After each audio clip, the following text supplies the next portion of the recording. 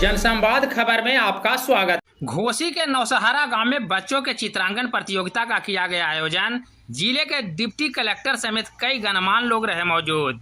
दरअसल घोसी प्रखंड क्षेत्र के नौसहारा गांव में गुरुवार को बच्चों के चित्रांकन प्रतियोगिता का आयोजन किया गया, जिसमें मुख्य अतिथि के रूप में जिला के डिप्टी कलेक्टर श्रीमती माला कुमारी ने भाग लिया।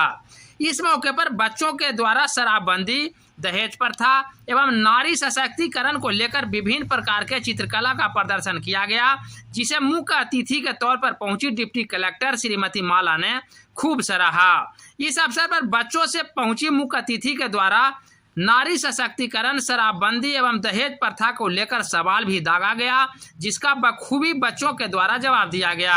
बाद में मुख्य अतिथि के द्वारा Jeevan Jyoti educational and welfare society के सभी बच्चों एवं संचालक को पुरस्कार देकर सम्मानित किया। शादी कीजिए, दोनों मिल करके, दो परिवार की शादी है तो दोनों परिवार मिल करके खर्च करेंगे, जो भी खर्च होगा, और हम शादी करेंगे।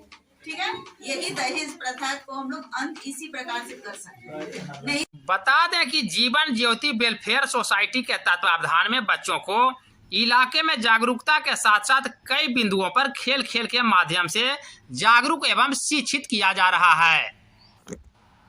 अभी मैम, बच्चों को आपके द्वारा पुरस्कार दिया जा रहा था, इसका क्या कारण था? मैंने किस अवसर पर दिया जा रहा था? ये Jeevan Jyoti educational and welfare society के द्वारा कार्यक्रम का आयोजन किया गया। जी जी।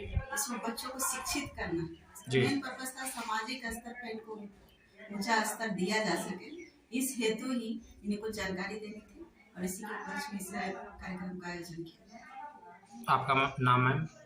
श्रीमती माला कुमारी, सहायक निदेशक सामाजिक सुरक्षा कोषांग, दिव्यांग सशक्तिकरण कोषांग। ठीक है।